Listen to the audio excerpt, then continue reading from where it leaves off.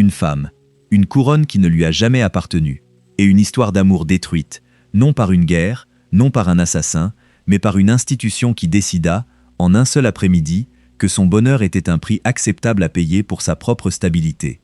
Elle est née princesse d'Angleterre, deuxième fille d'un roi qui n'avait jamais voulu du trône. Elle a grandi dans l'ombre d'une sœur destinée à régner, et elle a passé 71 ans à découvrir, avec une précision cruelle, à quel point une ombre peut peser lourd. Elle est tombée amoureuse d'un homme que la couronne jugeait inacceptable.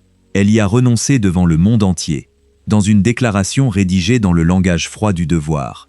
Et elle a passé le reste de sa vie à payer pour une décision qui n'avait jamais vraiment été la sienne.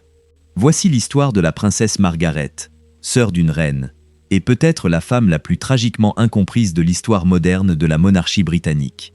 Abonnez-vous à cette chaîne, et dites-nous dans les commentaires depuis quelle ville, depuis quel pays, vous regardez ce soir. De Londres, de Paris, de Montréal, de Dakar, d'Abidjan, de n'importe où dans le monde. Nous voulons savoir qui se trouve de l'autre côté de l'écran, avec nous ce soir. C'est le soir du 31 octobre 1955. Clarence House, Londres. Dehors, la rue est un mur de corps. Journalistes, photographes, londoniens ordinaires qui se tiennent depuis des heures dans l'air froid d'octobre, tous attendant la même chose. À l'intérieur, une jeune femme de 25 ans est assise à un petit bureau dans un salon privé, une lampe unique projetant une lumière jaune sur une feuille de papier. Elle a lu les mots devant elle peut-être une douzaine de fois déjà. Ses mains sont stables. Son visage, lorsqu'elle aperçoit son propre reflet dans la vitre obscurcie, arbore l'expression qu'on lui a appris à porter depuis l'âge de 6 ans. Calme, impassible, royal. Mais sous la poudre et la contenance, la princesse Margaret Rose d'Angleterre est ailleurs, entièrement. Elle pense à un homme prénommé Peter, un homme qu'elle aime depuis près d'une décennie, un homme qu'elle vient d'accepter, par écrit, de ne jamais épouser. Au bout du couloir, un aide attend pour porter la déclaration au bureau de presse. Margaret relit une dernière fois la phrase finale. Consciente de l'enseignement de l'Église, selon lequel le mariage chrétien est indissoluble, et soucieuse de mon devoir envers le Commonwealth, j'ai résolu de placer ces considérations avant tout autre. Elle pose son stylo. Elle ne pleure pas là où quelqu'un pourrait la voir. Elle a appris, au fil de 25 années passées au sein de l'institution dans laquelle elle est née, que les femmes royales ne pleurent pas devant des témoins. Elle se lève, lisse sa jupe, et marche vers la porte où l'aide l'attend, emportant avec elle une décision qui définira le reste de sa vie et qui la détruira lentement, silencieusement, de l'intérieur, pendant les 47 années suivantes. Mais pour comprendre comment une princesse d'Angleterre en est arrivée à ce bureau, en cette nuit, contrainte de choisir entre l'homme qu'elle aimait et la famille qui l'avait élevée, il faut remonter au tout début, à une naissance que personne ne s'attendait à voir compter vraiment. Le 21 août 1930. Le château de Glamis, en Écosse, une ancienne forteresse de pierre grise dressée dans les collines vallonnées d'Angus, demeure d'enfance de la mère de la petite fille, Elizabeth Bowes-Lyon. Dans l'une des plus anciennes chambres du château, la duchesse d'York donne naissance à sa deuxième fille. Le bébé est prénommé Margaret Rose. Elle arrive 4 ans après sa sœur aînée, Elizabeth, et dans l'arithmétique de la monarchie britannique en 1930, 4 ans et un rang de naissance font une différence considérable. Elizabeth, la première née, est 3e dans l'ordre de succession au trône, derrière son oncle Édouard et son propre père, le duc d'York. Margaret est 4e. Personne, en 1930, n'imagine que l'une ou l'autre de ces positions dans la succession aura jamais une véritable importance. Le duc d'York n'est pas censé devenir roi. Son frère aîné, le séduisant et populaire prince de Galles, héritera un jour de la couronne, se mariera et produira ses propres héritiers. La famille d'York, et leurs 2 petites filles, est censée mener une vie royale agréable et relativement secondaire, inaugurant des hôpitaux, accueillant des dignitaires, vieillissant aux marges de l'histoire plutôt qu'en son centre. Durant les 6 premières années de la vie de Margaret, c'est exactement ce qui se passe. Elle grandit dans un foyer chaleureux, inhabituellement affectueux selon les standards royaux, dans une nurserie au 145 Piccadilly à Londres, choyée par des nounous, adorée de ses parents, et inlassablement, inévitablement comparée à sa sœur aînée. Car dès le début, les 2 petites princesses sont assignées à des rôles qu'aucune d'elles n'a choisis. Elizabeth est sérieuse, consciencieuse, prudente. Elle apprend à lire tôt, reste assise tranquillement lors des longues cérémonies, et dès l'âge de 5 ans, les adultes qui l'entourent la décrivent déjà comme raisonnable, bien au-delà de son âge. Margaret est différente. Elle est vive, espiègle, une vraie comédienne naturelle capable de faire rire son grand-père, le roi George V, jusqu'aux larmes. Elle apprend à imiter les voix du personnel de la maison. Elle organise des jeux. Elle est, selon tous les témoignages de ces années-là, la plus charmante des deux sœurs, celle qui illumine une pièce. Et presque immédiatement, les adultes autour d'elle commencent à établir une distinction qui la suivra toute sa vie. Lilibet est sage, disent-ils. Margaret est amusante. Cela ressemble, en surface, à une affection sans conséquence. C'est en réalité le premier verdict silencieux d'une sentence à vie. L'une des sœurs est préparée, sans que ni l'une ni l'autre ne le réalise pleinement encore, à régner. L'autre est préparée à divertir.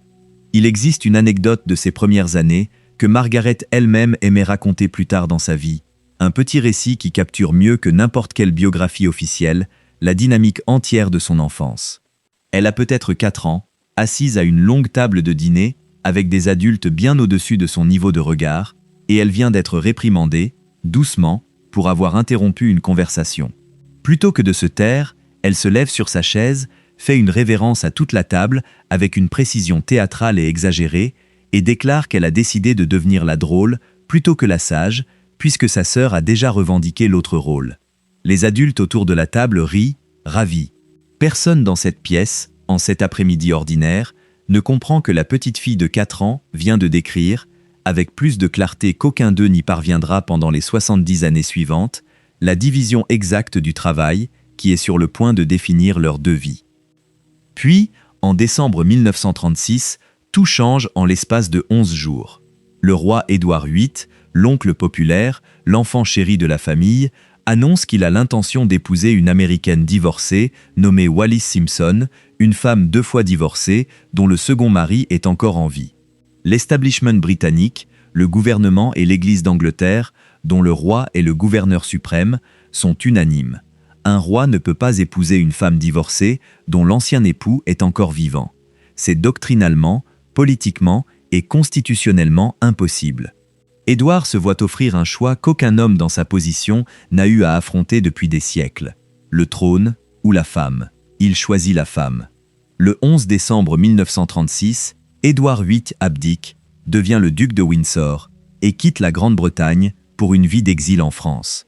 Et la couronne tombe, entièrement sans avertissement, sur les épaules de son frère cadet, le duc d'York timide et bègue, qui devient le roi George VI. Du jour au lendemain, le père de Margaret, alors âgé de 6 ans, est roi. Du jour au lendemain, Élisabeth, 10 ans, devient héritière présomptive du trône d'Angleterre. Et du jour au lendemain, Margaret Rose, sans que personne ne lui ait jamais demandé son avis, devient quelque chose qu'elle n'avait jamais été auparavant. La pièce de rechange. La deuxième fille d'un roi réticent, se tenant un pas de plus loin d'un trône qui vient de devenir dramatiquement, terriblement réel. Il vaut la peine de s'arrêter ici sur quelque chose qui résonnera à travers le reste de cette histoire avec une précision troublante. La première grande crise moderne de la famille Windsor est causée par un roi qui a choisi l'amour plutôt que le devoir, qui a insisté pour épouser une femme divorcée contre la volonté de l'Église et du gouvernement, et qui a payé ce choix de sa couronne. Margaret a 6 ans lorsque cela se produit. Elle grandit dans un foyer encore secoué par les répliques de ce séisme, un foyer où la leçon a été gravée dans la pierre avant même qu'elle soit assez grande pour la comprendre. L'amour est dangereux. Le divorce est un scandale. Le devoir passe en premier, toujours, quoi qu'il en coûte. 19 ans plus tard, Margaret se retrouvera au même carrefour que son oncle. Et cette fois, elle fera le choix inverse. Et cela la détruira tout aussi complètement, d'une manière bien plus lente, bien plus silencieuse. Les années de guerre qui suivent sont, paradoxalement, parmi celles où Margaret se rapproche le plus d'une enfance ordinaire. Elle et Élisabeth sont transférées au château de Windsor pour leur sécurité, tandis que les bombes allemandes s'abattent sur Londres durant le Blitz. Leur père reste en grande partie dans la capitale, travaillant, visitant les quartiers bombardés, refusant de quitter le pays, même lorsque le palais lui-même est touché par des bombes allemandes à plusieurs reprises. Les deux sœurs passent leurs années de guerre ensemble, dans les salles anciennes du château, organisant des pantomimes pour le personnel de la maison et les soldats, Margaret prenant toujours le rôle le plus flamboyant, le rôle comique, celui qui fait rire. Elle apprend à jouer du piano avec une vraie beauté. Elle développe un esprit vif, parfois tranchant, qui l'accompagnera jusqu'à l'âge adulte. Un talent pour la remarque parfaitement dosé, qui peut soit charmer une pièce, soit blesser quelqu'un qui s'y trouve. Ceux qui ont travaillé dans la maison royale durant ces années décrivent une jeune fille drôle, agitée, avide d'attention, dans un foyer construit presque entièrement autour de la présence plus calme et plus stable de sa sœur. Un membre du personnel de la maison royale pendant la guerre se souvient d'une représentation de pantomime particulière à Windsor, organisée pour une salle pleine de soldats épuisés en permission, dans laquelle la jeune Margaret, 12 ans, joue un méchant comique avec une malveillance si joyeuse et si exagérée que le public, des hommes qui venaient de rentrer des plages d'Europe, se retrouve plié en deux de rire pour la première fois depuis des mois. Son père regarde depuis le premier rang, et ceux qui étaient présents se souviennent de lui s'essuyant les yeux, non pas à cause du bégaiement qui a toujours rendu les apparitions publiques une agonie pour lui, mais d'une joie sincère et sans mélange en regardant sa fille cadette commander toute une salle sans un seul mot de travers. C'est l'un des rares moments où, dans les souvenirs adultes de Margaret, elle décrit son père ayant l'air, le temps de quelques minutes, entièrement libéré du poids écrasant d'une couronne qu'il n'avait jamais voulu. Élisabeth, assise à côté de lui, applaudit chaleureusement, généreusement, sans la moindre trace d'envie. Les deux sœurs, quoi qu'il les divise dans les années à venir, partagent tout au long de leur vie une affection sincère et largement simple l'une pour l'autre. Une affection qui survit à chaque scandale, chaque désaccord, chaque asymétrie que l'institution place entre elles. C'est peut-être la seule relation dans la vie de Margaret que la couronne ne parvient jamais à endommager pleinement. Et quelque chose d'autre se développe durant ces années. Quelque chose qui ne fera surface pleinement que lorsque Margaret sera une jeune femme, mais dont les racines remontent au Windsor de la guerre. Une amitié familiale avec un jeune pilote de chasse de la RAF décoré, nommé Peter Townsend. Townsend rejoint la maison royale en 1944 en tant qu'écuyer du roi George VI, un aide de confiance qui accompagne le roi dans ses déplacements officiels, organise son emploi du temps et devient progressivement quelque chose de plus proche de la famille que du personnel. Il a 30 ans lorsque Margaret en a 14. Il est marié, avec 2 jeunes fils. Personne, pas même Townsend lui-même, n'imagine en 1944 que ce héros de guerre discret et compétent deviendra un jour le grand amour interdit d'une princesse. Mais les graines sont déjà là, dans les longs après-midi à Windsor, dans l'admiration d'une adolescente pour un homme qui a piloté des Spitfires contre la Luftwaffe et survécu, dans l'étrange intimité qui se développe au sein des maisons royales, entre la famille et le petit cercle d'aide en qui on a suffisamment confiance pour les traiter presque comme des égaux. La guerre se termine en 1945. Margaret a 15 ans. La Grande-Bretagne, épuisée et soumise au rationnement, se reconstruit lentement, et les 2 jeunes princesses commencent à entrer dans la vie publique. Élisabeth, 21 ans en 1947, épouse Philip Mountbatten lors d'un mariage d'une immense célébration nationale, un moment de couleur et d'espoir dans un pays encore gris de l'austérité d'après-guerre. Margaret, 17 ans à l'époque, se tient parmi les demoiselles d'honneur de sa sœur, souriant pour les caméras, commençant déjà à être décrite dans la presse comme la plus glamour, la plus élégante des 2 princesses d'York. Et c'est ici que commence la deuxième grande distorsion de la vie de Margaret. Car tandis qu'Élisabeth s'installe dans la vie conjugale et dans la préparation tranquille et délibérée d'un futur règne, Margaret devient, presque par élimination, la jeune royale la plus commentée de Grande-Bretagne. Elle est belle, avec des yeux bleus saisissants et une taille de 48 cm que les chroniqueurs de mode obsèdent pendant des années. Elle aime les boîtes de nuit, le jazz, les cigarettes dans un long fume-cigarette en ivoire, les cocktails, les nuits tardives dans les restaurants les plus à la mode de Londres. La presse britannique invente une expression pour désigner sa marque particulière de célébrité royale d'après-guerre. On appelle son cercle le Margaret Set, un cercle étincelant d'aristocrates et de mondains qui dansent jusqu'à l'aube tandis que le reste du pays fait encore la queue pour du beurre rationné. Elle devient, dans l'imaginaire populaire, la drôle, la folle, la princesse qui pourrait réellement être intéressante à lire. C'est un rôle qu'elle joue avec un vrai plaisir. C'est aussi, silencieusement, une cage. Car sous le glamour, la position réelle de Margaret au sein de la famille royale se rétrécit d'année en année. Chaque année qui passe, chaque enfant qu'Élisabeth met au monde, éloigne Margaret un peu plus de toute pertinence constitutionnelle réelle. Elle n'a pas de rôle défini. Elle n'a pas d'avenir clairement tracé. Elle n'est pas l'héritière. Pas tout à fait ordinaire non plus. Piégée dans un étrange no man's land constitutionnel que les historiens royaux décriront plus tard comme l'une des positions les plus solitaires de toute la famille. Et c'est précisément dans ce vide, cet espace où personne n'a tout à fait décidé à quoi Margaret sert, que sa relation avec Peter Townsend commence à se transformer d'une amitié en autre chose. Au début des années 1950, le propre mariage de Townsend s'est silencieusement effondré. Lui et sa femme divorcent en 1952, un événement qui, à l'intérieur du monde étroitement contrôlé de la maison royale, ne provoque à peine un frémissement, parce que Townsend est du personnel, pas de la famille, et le personnel a le droit aux complications ordinaires des vies ordinaires. Personne à ce stade n'imagine que le divorce de Townsend deviendra un jour l'un des scandales royaux les plus explosifs du siècle. Margaret, 22 ans en 1952, connaît Townsend depuis 8 ans à ce stade. Elle l'a vu servir son père loyalement pendant la guerre et pendant les années difficiles et épuisantes de son règne. Et quelque part dans ces années de proximité, de longs trajets en voiture et de soirées royales tranquilles, l'admiration se transforme en amour. C'est Townsend, en fait, qui se tient aux côtés de Margaret le matin du 6 février 1952, lorsque la famille reçoit la nouvelle qui va tout changer à nouveau. Le roi George VI, à seulement 56 ans, est mort dans son sommeil à Sandringham.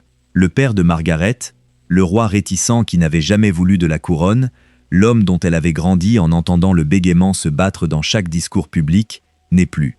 Élisabeth, 25 ans, est désormais reine, et Margaret, 21 ans, vient de perdre le parent qui avait toujours été, silencieusement, sa protection la plus douce au sein d'une institution dure.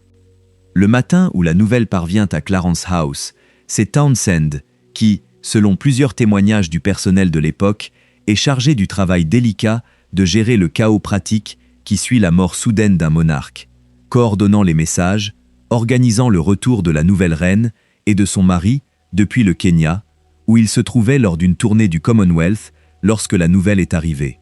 Margaret, dans les jours qui suivent, est décrite par ceux qui l'entourent comme inhabituellement silencieuse, dépouillée pour une fois de l'esprit et de la performance qui définissent habituellement sa présence dans n'importe quelle pièce. Elle avait adoré son père d'une manière qui allait au-delà de l'affection ordinaire due à un parent. Il avait été, depuis sa plus tendre enfance, le seul membre de la famille qui semblait la voir non pas comme la pièce de rechange, non pas comme la drôle, mais simplement comme sa fille, point final, sans qualification ni comparaison. Sa mort supprime, en un seul matin de février, la seule relation dans la vie de Margaret qui ne lui avait jamais demandé d'être autre chose qu'exactement qui elle était. Si vous ressentez le poids de cette histoire jusqu'ici, c'est le bon moment pour liker cette vidéo. Cela nous aide vraiment à continuer à raconter ces histoires oubliées de femmes que l'histoire a choisi de mal comprendre. Et si vous n'êtes pas encore abonné, c'est le moment. Dites-nous dans les commentaires ce qui vous frappe le plus dans l'histoire de Margaret jusqu'à ce point. Le deuil, comme il le fait si souvent, rapproche deux personnes. Dans les mois qui suivent la mort de son père, Margaret s'appuie fortement sur Peter Townsend, désormais affecté à la maison royale en tant que contrôleur de la maison de la reine-mère.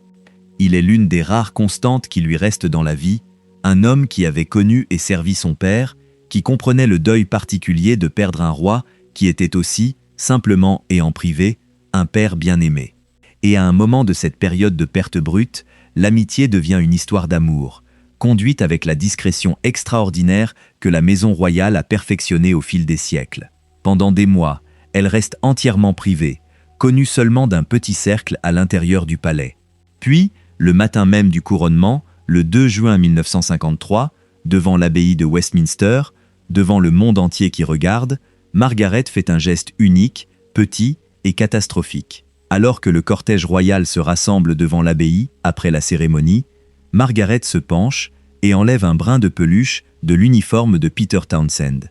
C'est un geste inconscient, tendre, profondément intime, le genre de petite familiarité physique qui n'existe qu'entre des personnes bien plus proches que ne sont censées l'être une princesse et un aide de la maison royale. un journaliste le remarque. En quelques jours, l'histoire est partout. Le public britannique, et bientôt le monde entier, apprend que la princesse Margaret est amoureuse d'un homme divorcé de 16 ans, son aîné, un ancien écuyer de son propre défunt père. Le scandale qui s'ensuit n'est pas simplement une affaire de ragot. Il devient, presque du jour au lendemain, une véritable crise constitutionnelle, et il vaut la peine de comprendre exactement pourquoi, car les raisons révèlent l'architecture entière et écrasante de l'institution dans laquelle Margaret est née. Selon la doctrine de l'Église d'Angleterre à l'époque, les personnes divorcées dont l'ancien conjoint est encore en vie ne peuvent pas se remarier au sein de l'Église. En tant que membre de la famille royale et en tant que sœur d'une reine, qui est elle-même le gouverneur suprême de l'Église d'Angleterre, le fait que Margaret épouse un homme divorcé n'est pas simplement un choix personnel. C'est une contradiction théologique et constitutionnelle directe, la même contradiction exacte qui avait coûté à son oncle Édouard son trône 17 ans plus tôt. En vertu du Royal Marriages Act de 1772, Margaret, en tant que membre de la famille royale de moins de 25 ans, ne peut légalement se marier sans le consentement du souverain, et sa sœur, la reine, est conseillée par son gouvernement que ce consentement ne peut être accordé.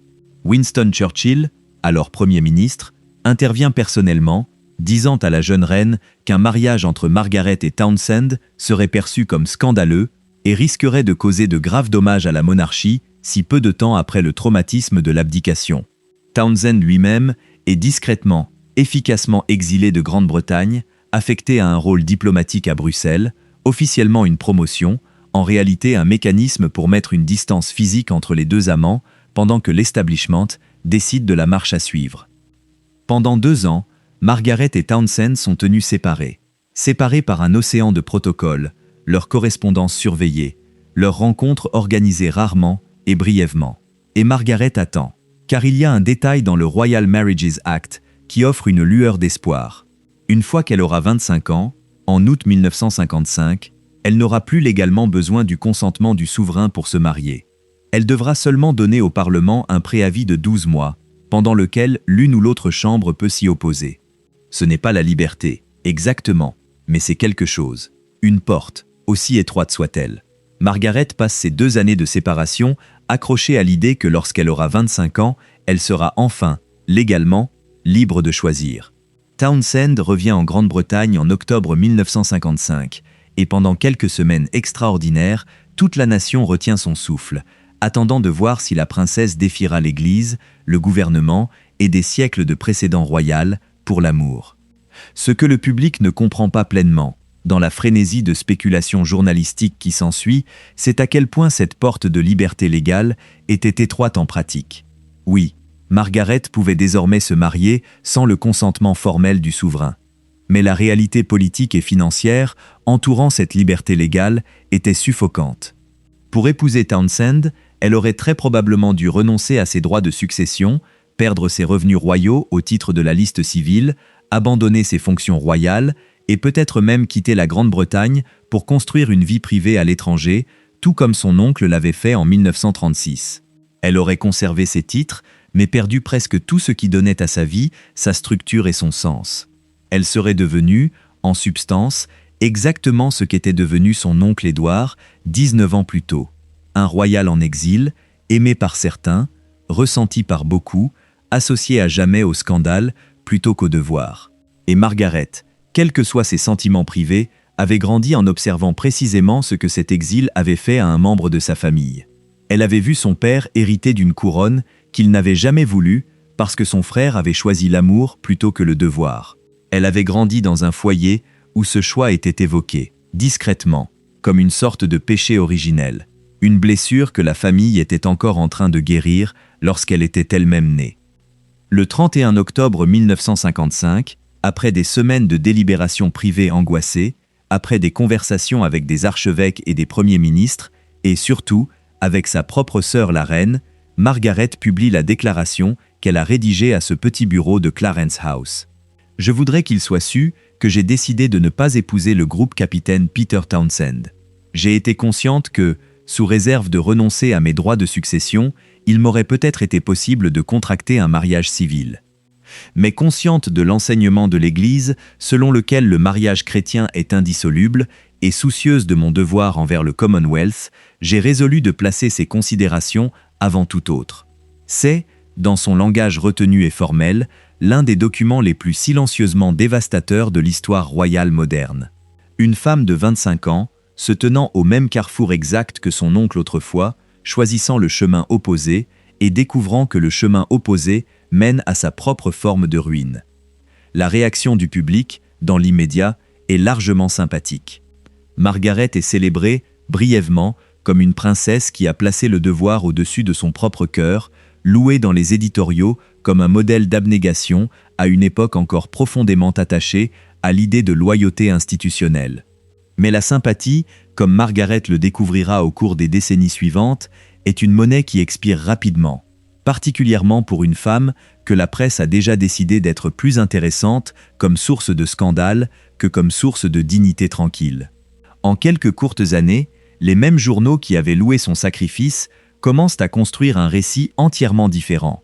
Celui d'une princesse amère, difficile, de plus en plus imprudente, buvant trop, fumant trop, s'entourant d'un cercle d'amis rapides et hédonistes, agitée dans une vie qui lui a offert tous les privilèges, sauf celui qu'elle voulait vraiment. Dans les semaines qui suivent immédiatement l'annonce, Margaret se retire presque entièrement de la vie publique, se réfugiant d'abord à Royal Lodge, puis dans un petit cercle d'amis de confiance, qui décrivent plus tard une femme qui alterne entre une gaieté forcée et cassante lors des dîners et de longs silences dans la voiture, sur le chemin du retour. Elle écrit à Townsend à Bruxelles, des lettres que des décennies plus tard, des biographes décriront comme certains des écrits privés les plus émotionnellement bruts à avoir survécu de la part d'un membre de la famille royale moderne, bien que le contenu complet n'ait jamais été rendu public. Townsend, pour sa part, épouse finalement une jeune femme belge, 2 fois moins âgée que lui, en 1959. Lorsque Margaret apprend ses fiançailles, ceux qui lui sont proches décrivent une femme qui reçoit la nouvelle avec la même maîtrise de fer et entraînée qu'elle avait montrée la nuit où elle avait rédigé sa déclaration de renonciation. Quoi qu'elle ressente en privé, elle a déjà appris, à 29 ans, la leçon centrale de toute sa vie.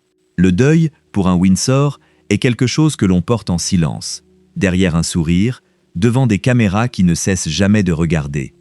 C'est dans cette atmosphère, ce mélange étrange de sympathie publique, se transformant lentement en suspicion publique, qu'un nouvel homme entre dans la vie de Margaret en 1958. Il s'appelle Anthony Armstrong Jones, un photographe talentueux et ambitieux, d'un milieu bien connecté mais sans titre, un homme qui évolue dans les cercles artistiques à la mode, bohème et résolument non aristocratique de Londres. Il est charmant, d'une beauté frappante, et totalement différent des hommes raides et formels que Margaret a rencontrés tout au long de ses 20 ans grâce aux entremetteurs royaux bien intentionnés. Ils se rencontrent lors d'un dîner. L'attraction est immédiate et, selon la plupart des témoignages, genuinement mutuelle. Pour Margaret, qui soigne encore la blessure de Townsend, Armstrong Jones représente quelque chose d'enivrant. Une vie légèrement en dehors de la rigidité formelle de la cour, un partenaire du monde de l'art et de la mode, plutôt que du monde des ducs et des diplomates. Leur cour est conduite, une fois de plus, avec la discrétion royale, si bien que lorsque leurs fiançailles sont annoncées en février 1960, une grande partie de la presse et du public britannique sont entièrement pris par surprise. Leur fréquentation, conduite en grande partie en secret pendant près de 2 ans, est elle-même un petit acte de défi tranquille contre la machinerie qui avait écrasé ses premières fiançailles. Armstrong Jones n'est pas un aristocrate, pas issu du vivier traditionnel de ducs et de comtes éligibles que le palais avait passé des années à défiler devant Margaret.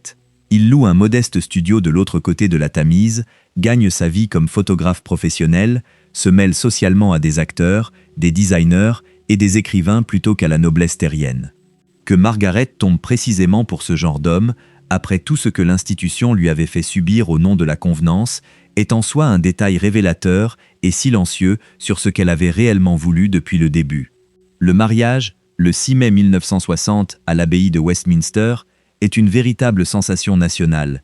Le premier mariage royal diffusé en direct à la télévision, regardé par environ 300 millions de personnes dans le monde. Pour un jour étincelant, le récit autour de Margaret change entièrement. Elle est, une fois de plus, la princesse romantique, cette fois semblant remporter son conte de fées après des années de sacrifices publics. Armstrong Jones est créé comte de Snowdon peu avant le mariage. Leur premier enfant, David, vicomte Linley, naît en novembre 1961. Leur fille, Sarah, suit en mai 1964. De l'extérieur, pendant quelques années, Margaret semble avoir trouvé exactement la vie que l'institution lui avait autrefois refusée. Un mari qu'elle aime, 2 enfants en bonne santé, des maisons à Londres et de plus en plus sur un coin de paradis privé dans les Caraïbes. Ce paradis a un nom, et il mérite son propre chapitre dans cette histoire, car il devient, pour le reste de la vie de Margaret, le seul endroit sur Terre où elle peut exister sans être entièrement une princesse. En 1958, avant même qu'elle ait rencontré Armstrong Jones, un ami fortuné nommé Colin Tennant offrit à Margaret un terrain sur la petite île des Caraïbes de Moustique, alors largement non développée, comme cadeau de mariage pour son futur mariage. Sur ce terrain, Margaret fait construire une villa appelée les Jolis Eaux, et Moustique devient, au fil des décennies suivantes, son véritable refuge privé. Le seul endroit où le regard des tabloïds, bien que jamais entièrement absent, semble légèrement plus lointain. C'est aussi, avec le temps, l'endroit où le deuxième grand scandale de la vie de Margaret finira par se déployer. Mais cela est encore à des années de distance. Vient d'abord la désintégration lente et épuisante d'un mariage qui avait autrefois semblé être un conte de fées. Armstrong Jones, talentueux et créativement agité, supporte de plus en plus mal les protocoles rigides de la vie royale, ressentant toujours marcher un pas derrière sa femme lors des fonctions officielles, ressentant la perte de sa propre identité indépendante au sein d'une institution construite entièrement autour de la hiérarchie et de la préséance. Margaret, de son côté, se débat avec un mari qui devient, selon de nombreux biographes et témoignages du personnel au fil des années, froidement cruel en privé, capable de lui laisser des notes manuscrites cinglantes sur son apparence ou son comportement, de disparaître pendant des jours sans explication, de poursuivre ses propres aventures avec une discrétion qui devient progressivement un secret de polichinelle dans leur cercle. Une note, rapportée des années plus tard par un membre de leur personnel de maison, prétendument laissée sur l'oreiller de Margaret après un dîner, contenait une seule ligne classant chaque femme présente ce soir-là par ordre d'attrait, avec sa propre épouse placée en dernière position.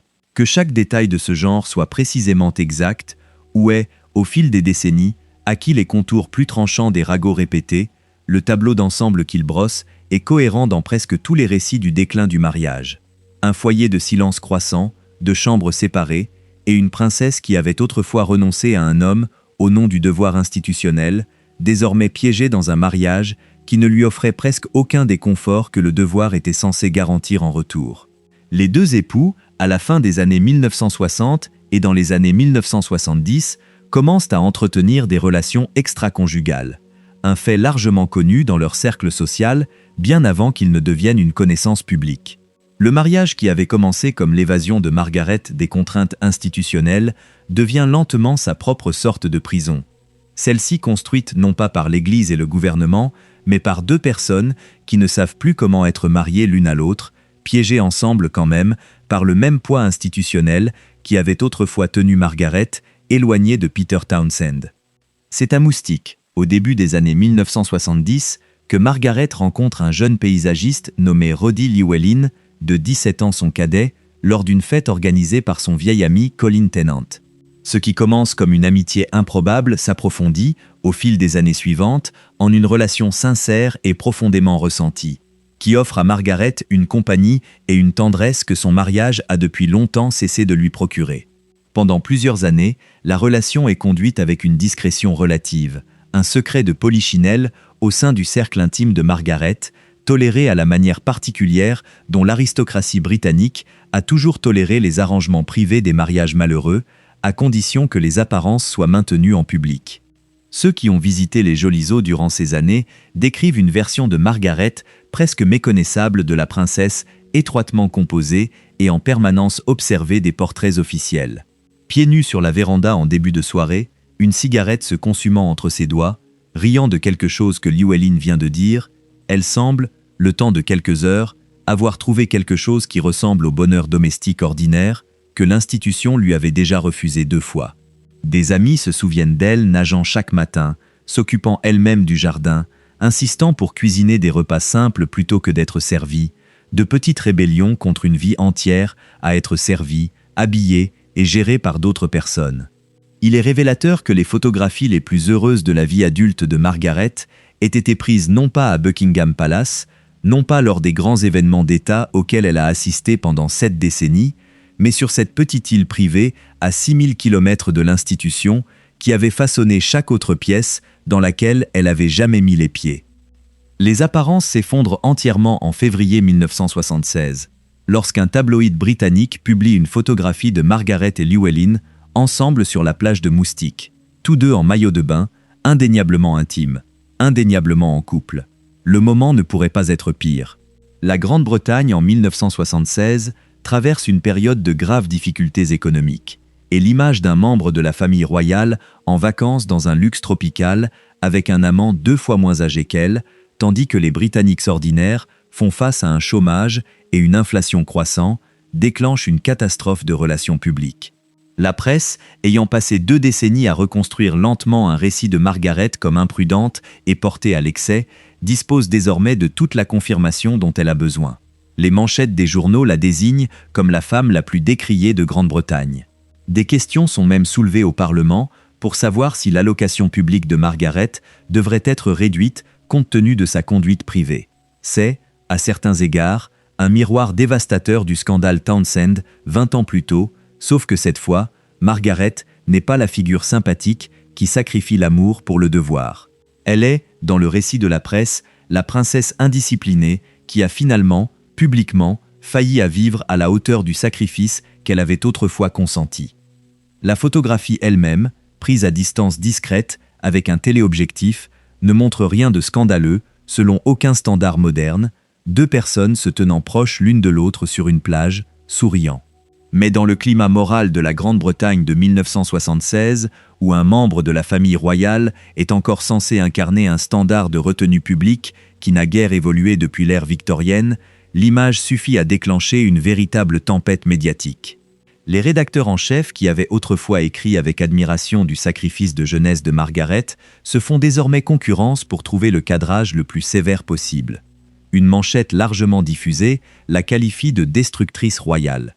Des lettres affluent au palais, certaines sympathiques, beaucoup non, plusieurs remettant ouvertement en question pourquoi les contribuables devraient continuer à financer le mode de vie d'une princesse dont la conduite privée, aux yeux d'une partie significative du public, ne reflète plus la dignité que sa position est censée représenter. Margaret, selon ceux qui lui sont proches à l'époque, lit elle-même une sélection de ses lettres, insistant pour voir les pires plutôt que d'en être protégée, dans ce que plusieurs biographes interprètent comme un acte caractéristique d'autopunition obstinée, un refus de se cacher des conséquences, même lorsque se cacher aurait pu être le choix le plus clément. En quelques semaines après la publication de la photographie, Margaret et Armstrong Jones annoncent leur séparation officielle. Le divorce est prononcé en mai 1978, faisant de Margaret le premier membre senior de la famille royale britannique à divorcer depuis l'ère d'Henri VIII, plus de 400 ans auparavant. Il vaut la peine de s'arrêter sur la symétrie entière et brutale de la vie de Margaret à ce moment précis. 23 ans plus tôt, elle avait renoncé à l'homme qu'elle aimait, précisément parce qu'épouser un homme divorcé était considéré comme incompatible avec sa position royale et avec l'enseignement de l'Église sur l'indissolubilité du mariage. Désormais, en 1978, elle devient elle-même une divorcée, le statut même qui avait autrefois été utilisé pour justifier de l'arracher à Peter Townsend. L'institution qui avait exigé son sacrifice au nom d'un idéal matrimonial inviolable regarde son propre mariage se briser en pleine vue du public et lui offre en retour non pas de la sympathie, mais du mépris. Les années qui suivent, le divorce s'installe dans un schéma difficile et souvent solitaire. Margaret continue d'assumer des fonctions royales, mécène de dizaines d'associations caritatives et d'organisations, présente lors des fonctions d'État, membre actif de la famille, même si sa réputation personnelle dans la presse reste ternie. Sa relation avec Llewellyn se poursuit encore quelques années avant de prendre fin au début des années 1980. Elle se rapproche, durant ces années, de sa sœur la reine, les deux se parlant quotidiennement par téléphone, un lien d'affection fraternelle sincère qui survit à tout ce qui a mal tourné autour d'elle, même s'il n'efface jamais entièrement la symétrie tranquille et permanente entre la sœur destinée à régner et la sœur qui était, dès le début, destiné seulement à graviter autour d'elle. Il y a une ironie particulière qui devient de plus en plus difficile à ignorer au fil des années 1980, une ironie que plusieurs historiens royaux ont soulignée depuis. La presse même, qui avait autrefois exigé que Margaret sacrifie son bonheur au nom d'un modèle inviolable de mariage royal, regarde désormais, en l'espace d'une seule génération, presque chaque autre mariage, au sein de la famille, suivre un chemin étonnamment similaire vers l'effondrement public. Le mariage de son neveu Charles avec Diana, célébré en 1981 avec une fanfare mondiale encore plus grande que le propre mariage de Margaret 2 décennies plus tôt, commence à se défaire en quelques années, finissant par aboutir au divorce même que la génération de Margaret avait autrefois été convaincue d'être constitutionnellement impensable pour un membre senior de la famille royale. Le premier mariage de sa nièce Anne se termine par un divorce en 1992, la même année où son neveu Andrew se sépare de sa propre femme. Au début des années 1990, l'institution qui avait autrefois exigé que Margaret renonce à Peter Townsend, précisément pour protéger la sainteté du mariage royal, regarde 3 des 4 mariages des enfants de la reine s'effondrer en l'espace d'une seule année brutale, que les tabloïds baptisent joyeusement « Annu Horribilis », une expression que la reine elle-même emprunte pour un discours cet automne-là. Margaret, alors dans la soixantaine, observe prétendument le chaos qui se déroule avec un mélange de discrète vindication et de véritable tristesse, confiant à un ami proche, selon un témoignage largement cité, qu'on lui avait demandé de brûler toute sa vie pour une règle que la famille ne pouvait même plus faire respecter parmi ses propres enfants. Et son corps, usé par des décennies de tabagisme et de consommation d'alcool intense, qui était devenu, pour Margaret, l'une des rares formes de réconfort disponibles dans une existence offrant très peu d'échappatoires véritables, commence à lui faire de plus en plus défaut. En 1985, après des années de problèmes respiratoires chroniques, Margaret subit une opération pour retirer une partie d'un poumon. L'opération entraîne une réduction temporaire de ses fonctions publiques et marque le début d'un déclin lent et épuisant de sa santé physique qui se poursuivra, avec des périodes de rétablissement partiel, pour le reste de sa vie. Elle continue de fumer, incapable ou peu disposée à rompre entièrement avec une habitude qui l'accompagne depuis ses 20 ans, à travers le scandale Townsend, à travers son mariage, à travers Moustique, à travers chaque version de la vie qu'on lui a donnée et de la vie qu'elle aurait pu choisir à la place. Les dernières années sont marquées par une série de crises médicales de plus en plus graves. En 1998, alors qu'elle se trouve dans sa villa bien-aimée à Moustique, Margaret subit un léger accident vasculaire cérébral. Affaiblie et avec une sensibilité réduite dans les jambes, elle se brûle gravement les pieds l'année suivante en entrant dans un bain trop chaud, une blessure dont elle ne se remet jamais complètement, lui laissant des problèmes de mobilité permanents et une dépendance croissante à un fauteuil roulant pour le reste de sa vie. En 2001, de nouveaux accidents vasculaires cérébraux lui laissent une paralysie partielle d'un côté du visage et une perte de vision significative. Elle apparaît en public de plus en plus rarement. Et lorsqu'elle le fait, en fauteuil roulant, des lunettes noires dissimulant les effets visibles de ces accidents vasculaires, le contraste avec la jeune princesse étincelante et vivace de la scène des boîtes de nuit londoniennes des années 1950 est presque insupportable à voir. Ceux qui lui sont les plus proches dans ces dernières années décrivent une femme dont l'esprit, aussi diminué soit-il par la maladie, ne capitule jamais entièrement, conservant son humour, sa vivacité, son refus obstiné d'être ouvertement plainte, même tandis que son corps poursuit sa longue et lente retraite. Son neveu, alors le prince Charles, lui rend fréquemment visite durant cette période, et se souvient plus tard, dans des conversations privées partagées par ceux qui lui sont proches, que sa tante, même confinée à un fauteuil roulant et ayant du mal à parler clairement après ses accidents vasculaires, pouvait encore délivrer une pièce d'humour sec et tranchant parfaitement dosée qui réduisait toute une pièce au rire en quelques secondes. C'est, à sa manière, la dernière justification de la petite fille de 4 ans qui s'était un jour levée sur sa chaise et avait déclaré qu'elle serait la drôle. Même lorsque la couronne, l'Église, 2 mariages qui l'ont trahi, et finalement son propre corps dépouille presque tout le reste, cet instinct unique, le timing, l'esprit, le refus d'être entièrement subjugué, survit jusqu'à la toute fin. Le 9 février 2002, la princesse Margaret décède à l'hôpital King Edward VII de Londres à la suite d'un nouvel accident vasculaire cérébral à l'âge de 71 ans. Ses funérailles ont lieu le 15 février, à la chapelle Saint-Georges de Windsor, une date choisie avec une signification tranquille et délibérée. C'est exactement 50 ans, jour pour jour, depuis les funérailles de son père, le roi George VI, dans cette même chapelle, en 1952.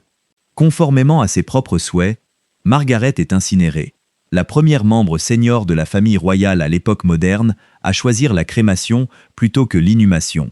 Ses cendres étant ensuite placées aux côtés de la tombe de son père dans la chapelle commémorative du roi George VI. 7 semaines seulement plus tard, le 30 mars 2002, la mère de Margaret, la reine-mère, décède à l'âge de 101 ans, ayant survécu à la fille pour laquelle elle s'était, selon ceux les plus proches de la famille, inquiétée plus que pour tout autre de ses enfants. La Grande-Bretagne, en l'espace d'un seul printemps, enterre à la fois la matriarche royale la plus aimée du siècle et sa fille cadette, plus complexe, plus tourmentée, à 7 semaines d'intervalle. Si cette histoire vous a touché, c'est le moment de laisser un commentaire. Dites-nous quelle partie de la vie de Margaret vous a le plus frappé. Était-ce la lettre qu'elle a écrite à 25 ans, renonçant à l'homme qu'elle aimait? Était-ce la photographie sur la plage qui a mis fin à son mariage?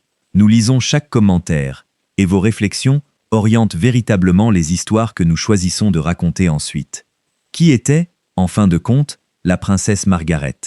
La presse britannique a passé près de 5 décennies à construire une réponse à cette question, et rarement une réponse bienveillante. Elle était, dans ce récit, la sœur difficile, l'imprudente, le conte édifiant du privilège royal, gaspillé dans les boîtes de nuit, les cigarettes et une liaison scandaleuse sur une plage des Caraïbes.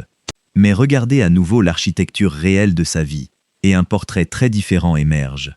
Une petite fille de 6 ans qui n'avait jamais demandé à devenir la pièce de rechange d'un trône que sa famille n'avait jamais prévu d'hériter.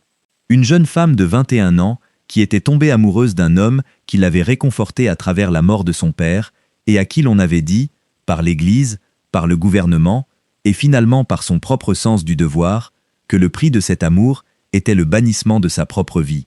Une femme qui, à 25 ans, avait consenti précisément au sacrifice que l'institution exigeait d'elle, en avait été louée le temps d'une saison, puis avait passé les décennies suivantes à regarder cette même institution lui offrir presque aucune des compensations, aucun des rôles, aucune des fonctions véritables qui auraient pu rendre ce sacrifice supportable. Une femme qui avait essayé, 2 fois, de construire un bonheur privé qui lui soit propre, d'abord dans un mariage qui a tourné à la cruauté, et plus tard dans une relation que la presse a transformée en le scandale même que son sacrifice initial avait été conçu pour prévenir. Il y a une question qui mérite d'être méditée, longtemps après la fin de cette vidéo. Combien de femmes à travers l'histoire ont été invitées à renoncer à la personne qu'elles aimaient au nom de la stabilité d'une institution, pour se voir ensuite discrètement reprocher, des années plus tard, le malheur que cette décision a produit? À quelle fréquence le deuil d'une femme, lorsqu'il ne se résout pas proprement et silencieusement, est-il reclassé par le monde qui l'entoure comme un mauvais comportement, comme un scandale, comme un défaut de caractère, plutôt que ce qu'il est réellement, c'est-à-dire simplement le poids ordinaire et insupportable d'une perte authentique qu'elle n'a jamais été autorisée à pleurer pleinement en public. La princesse Margaret n'était pas une sainte. Elle pouvait être tranchante, difficile, parfois cruelle envers ceux qui l'entouraient, une femme dont la douleur s'exprimait souvent de biais, dans un humour qui blessait plutôt que charmait.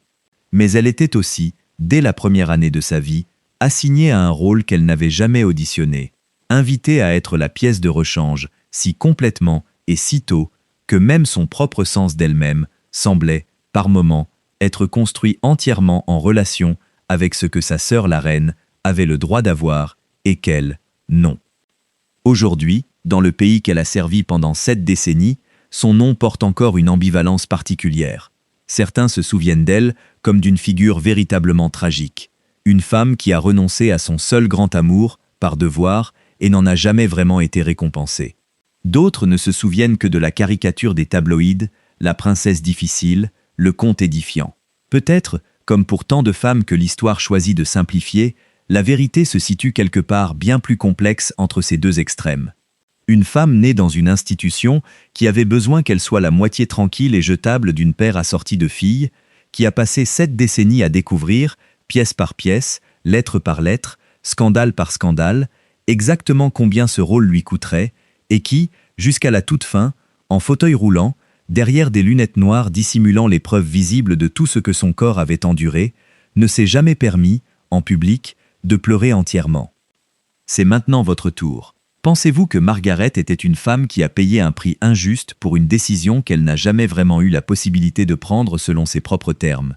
Ou pensez-vous que l'institution lui a simplement demandé ce qu'elle a demandé à chacun de ses membres depuis des siècles, et qu'elle seule a choisi, encore et encore, de s'y rebeller? Dites-nous ce que vous pensez dans les commentaires. Abonnez-vous à cette chaîne, likez cette vidéo, et rejoignez cette communauté qui refuse de laisser l'histoire oublier les femmes qu'elle a tant essayé de simplifier. Votre présence ici ce soir compte vraiment pour nous.